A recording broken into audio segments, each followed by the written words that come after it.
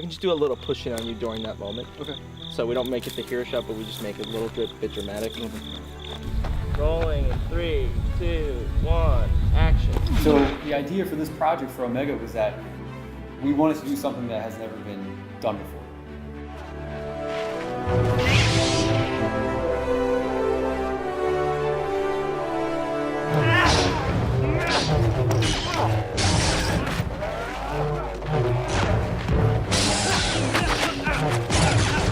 So the difference between Omega and Primal and Fury, for Primal, our story motivation was keep it short.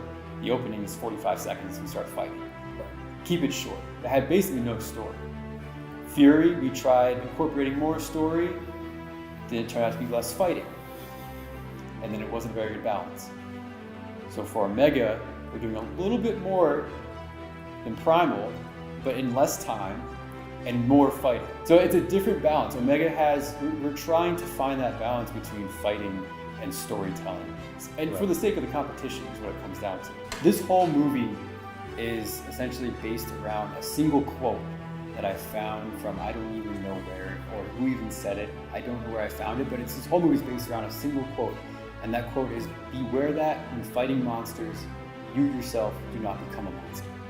And that applies mostly to the protagonist in the movie, myself. Beware that when fighting a person who is a savage, ruthless killer, that I do not become that savage, ruthless killer in trying to defeat him. And so I don't. Right. I choose not to. So that was part of the choice, based around that quote, is that I choose not to do that. However, it's through that choice of not doing that and the choices of being persistent and keep going that the monster is defeated in the end. Because of his change, he's no longer a monster.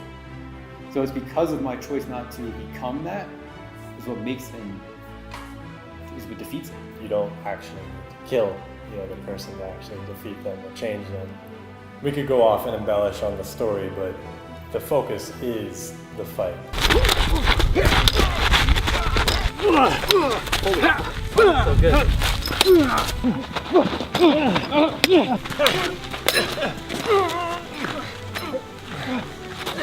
And I say we take a lot of inspiration from the movies, from the raid movies. I'll say, literally in Primal, we had a little tribute homage of our own to a fight scene in the movie The Raid, the first movie. We have a slight homage in this one as well to the second Raid movie. But really, what we take from those movies is the raw intensity that they bring when they're fighting each other. It's really that raw brutalness that when those movies came out, you had not seen that before.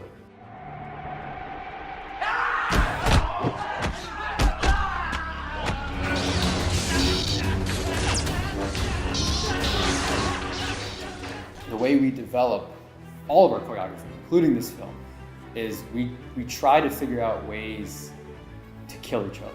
We try to figure out ways, and especially with the lightsabers, because they're so easy to kill each other and so easy to bring harm to your opponent. We always try to figure out ways how to kill each other and then how to not kill each other, how not to die. How, as the defender, how do you not die? And we usually have this back and forth of trying to figure out, all based in realism, how we can best defeat the opponent and how can we best defend from dying. And that is our philosophy for these Star Wars movies, and we kind of just keep building on that. Nice. Cut. Then we get those two looking insert closer up shots, it's just like over the shoulder, there's shot, and then move on to the foot, over, back, and then the last. It's more of like a relationship that we want to build up between our choreography and the cinematography, because we really want those two to be so seamless that you barely even notice the cinematography, and the choreography just carries you through. And when the cinematography is done fluidly, that's the effect you get. So that's always what we were looking for here, and it really, really panned out with Chris working on this project, because he was very in tune with getting behind Mike and understanding Mike's vision and really, you know, carrying the torch along with it too. He felt it too.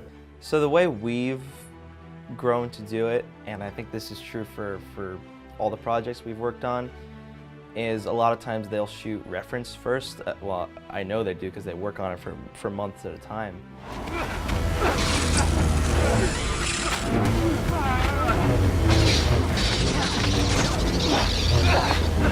To look at that reference footage and kind of go through it, you know, I have to pretty much learn the choreography the same way they do in order to know where those beats are, because I have to know if we want to do that kind of follow the action kind of camera work, you know, is it 3 hits and a punch or 2 hits and a punch? Him falling down is the cut point. Okay. You ain't gonna get the knee from better. I don't think you're gonna get the knee from better angle than you're at.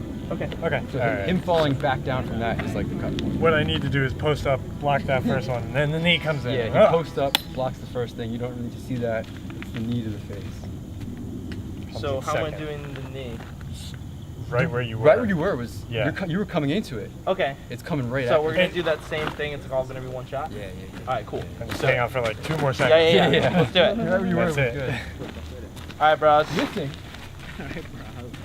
Set. 3, 2, 1, action. We try to take it piece by piece, and we try to segregate and segment these little chunks of choreography. You know, it's because with anything, if you try to look at the big picture, your mind is gonna turn to mush because you cannot fathom the big picture. You're just thinking about like, oh, we're gonna make a 5-minute fight scene. We can make a 5-minute fight scene. Like, you can't even fathom that. You have to take it one piece at a time, and that's what we try to do. And also with the intention of, we know that we're going to break those segments up to film them that way too. A lot of the times that happens where we, the way we build it and put it together in development usually kind of almost turns out to be the way that we film it. We try to film in longer takes. We try to do more in a single take before cutting. And so we try to develop it that way too. Mike and I talked a lot about that because there are certain things within the plot of this particular film that, you know, we want to emphasize with the style of camera motion. But a lot of it actually came about on set because we had the option to, you know, I've been very comfortable for a long time doing handheld stuff and moving with the camera, being very flexible that way. But we also had the Ronin S with us. We had a regular Ronin with us to get that super smooth motion. But we weren't really sure how we were going to combine those yet. But I know when Mike and I started talking about the theme of this, it's a lot of grit and it's a lot of emotion, which, you know, translates to what we were both thinking is like shaky cam. It's like the ultimate, like, making things tense, you know?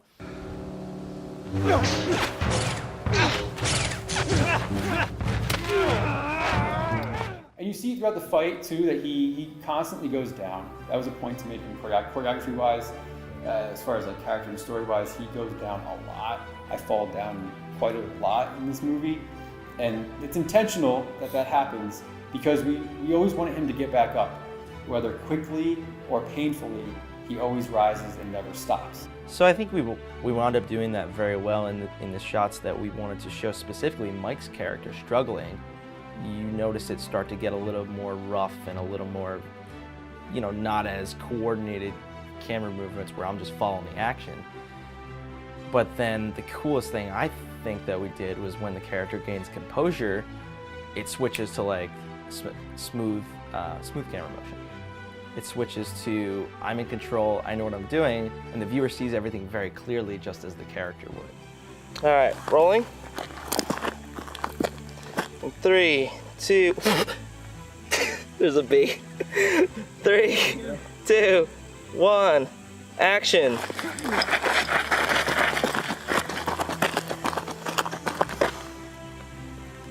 That was fucking it. That was fucking it. There were a couple shots in the whole thing that I think both of my favorite shots were the ones that we worked the hardest to get. But specifically the one for me that like was unbelievable when I saw it was the hero shot of Mike doing that, you know, regaining his composure and doing superhero stance. I think we tried it like 12 or 15 times until we got it perfect. But then everyone kind of agreed like it's worth it that you put that like effort in to get that shot when it just makes so much sense. So that was one for me that it was just like, this thing's gonna be awesome. But yeah, the other one with the slow motion grab that was another one that took, you know, 10, 15 tries to get it right. But when you finally see it on the monitor, you're like, it's a good thing we did, man. That's gonna be worth it in post for sure. There is never really any situation where you run into trouble and it's the end of the world. Because if you think that way, you're never gonna make your movie. Right. You have to adapt. For this film, as soon as we walked onto our set, there was a giant orange fence and the whole ground was like ripped up. And it wound up being right in front of a pristine quarry mountain view that would have been gorgeous to capture. That wasn't there, Bill. That wasn't there before. We went from seeing a nice smooth gravel ground to rocks and you know, good Big sized rocks. Rocks you can't Knocked walk on. up and moved around, and then just bright orange emergency fencing. And there's just an orange fence, like bright orange fence, blocking, you know, in case somebody falls or whatever. Been to that area before multiple times, and none of that stuff was there. So, but unfortunately, I didn't scout it out before shooting because I had worked with the people who own the location so many times before, and I knew the area. There was no reason to go check it out. It would have been pointless. But they did a little bit of extra work and But, changed up the they scenery. changed it up on us. What are you gonna do? I mean, when you think about it, it's literally the same thing happened to us last time with Nara. The day we go to shoot, the fountains turned off, which was the centerpiece of the whole thing. So Eric, you wanna tell us what we're doing here and why we're here? Well, we're filming this movie, you know, it came to me in a dream. So, just went to Starbucks and banged it out. It took me like an hour or so. What is it called? It's called a Mega. All these people are paid. Minimum wage, though. It was like 10 years ago, so I'm paying them like $4. But, you know, we don't sign anything, so there's nothing legally wrong with that. At least there's nothing morally wrong with it. I don't know about legally. In 3, 2, 1, action.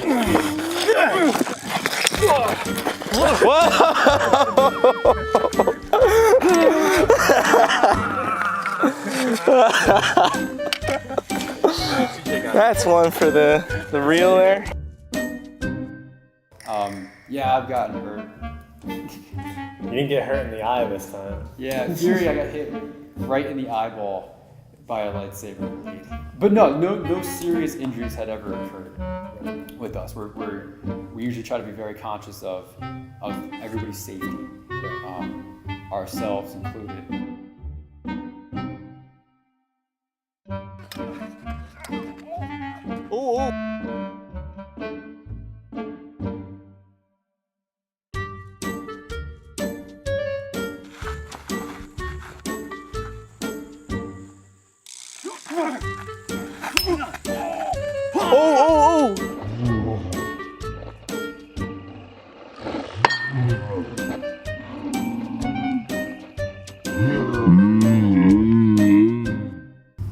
Yeah, we try to have a safe environment for everybody. It's another advantage of working so closely with ourselves because we know what our limitations are and what we can push and what we shouldn't. Yeah. You know. Yeah, we understand what is too dangerous and what you need for certain things. How far can we fall? But that's the things those are the things we plan for.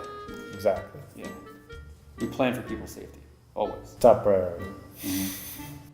Safety is unimportant.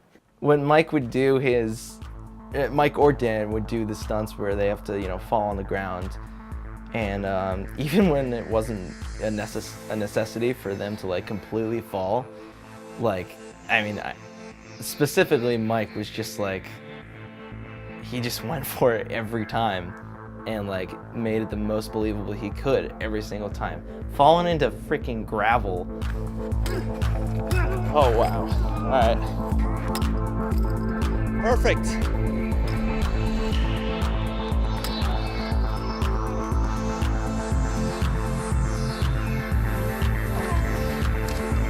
Alright.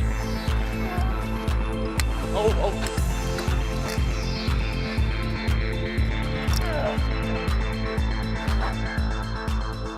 After every take, I'm like, you good, man? And he's like, just gives me the thumbs up, and he's like, let's keep cruising. But yeah, he's just that like passionate about like getting it right and like making it look good. And he's like, you know, if we need to do it again, let's do it again. Now you see, most people here see this and they say, stop. We're gonna take a closer look. Now all around, you see these rocks? These rocks are not from here. You can see, look at this one.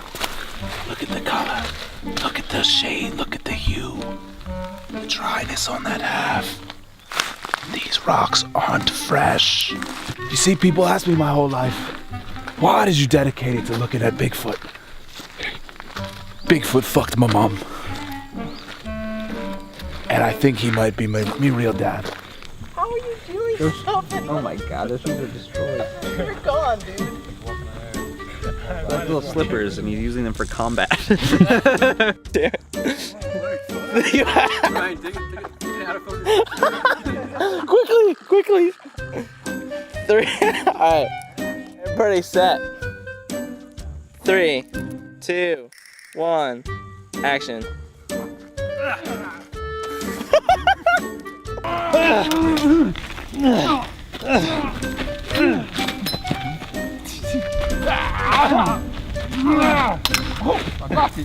Okay, it worked. This will work. Hold them. I've got no shoes. Yeah, so we're at the Ogdensburg Mine, Sterling Hill Mining Museum.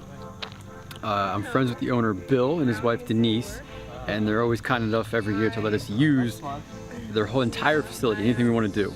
And so right now we're out in an old quarry that they do a lot of rock blasting, they do a lot of rock climbing, a lot of people practice rappelling.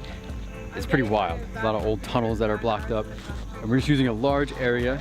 The idea for this year that we haven't done in the past is try to use like large, vast scale behind the battle.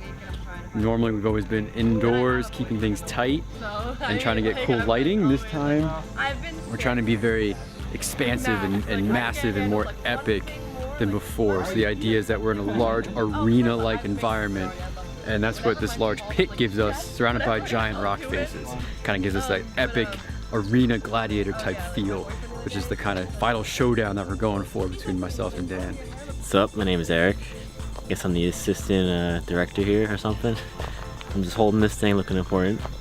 So we're filming a film called Omega for a competition called LCC, which is a lightsaber choreography competition. So this is our third entry. Things are going pretty well. We've kind of cut down from previous years. Less story, more fighting. So we're psyched to see how it goes. How you doing? Here on set. You know, just watch the guys. They got it down. They got it down good. We're gonna win this year. I think take it home. They fucking kicked us out, man. What is this bullshit? Can't be in the shot, so Are you kidding me? I'm the fucking star.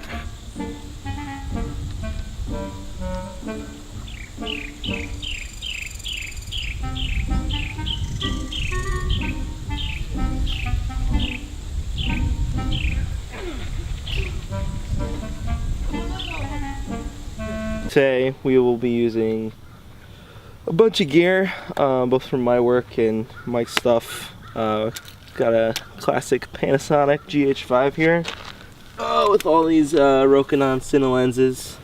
We got 24 through 50 and some Canon stuff.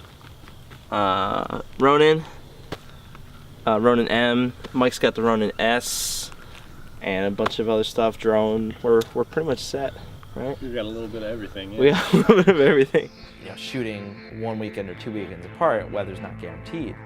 So we thought we were gonna get lucky, but the second weekend wound up being just hell in terms of getting the sun to look right. I had brought a huge sheet to try and diffuse the sun as much as possible, which worked for like a couple shots, but wound up getting really hard because the sun was right overhead. The best luck we wound up trying to have was just waiting for a cloud to pass. And right when a cloud would start coming, we're like, all right, ready, 3, 2, 1, we have shade, you know. On, action. Fuck.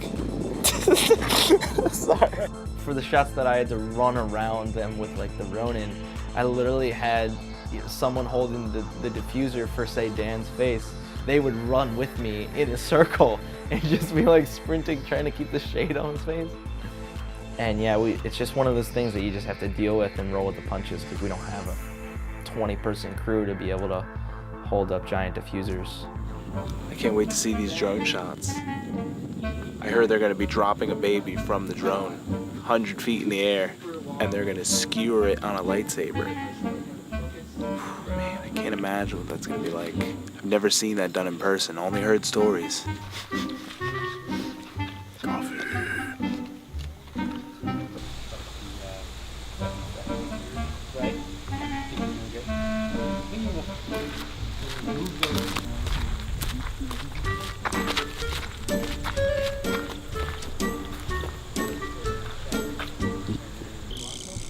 Hey Mom, how's it going? Oh. Excuse that.